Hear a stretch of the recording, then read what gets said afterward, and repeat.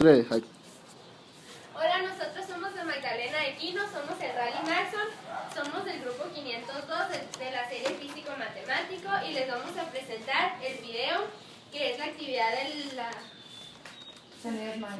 los sonidos del arte maya y tenemos un tambor y un instrumento de viento.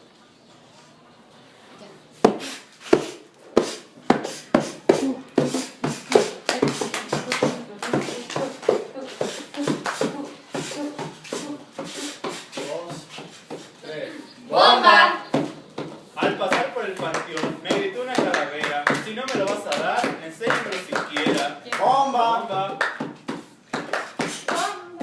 Ayer salí de misa, te vi muy sonriente, pero entre tu sonrisa había un frijol estudiante. ¡Bomba!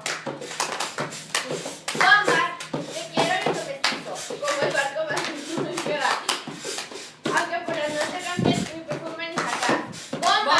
¡Bomba! Del suelo cayó un pañuelo bordado con mis colores y en una orilla decía chiquita de mis amores.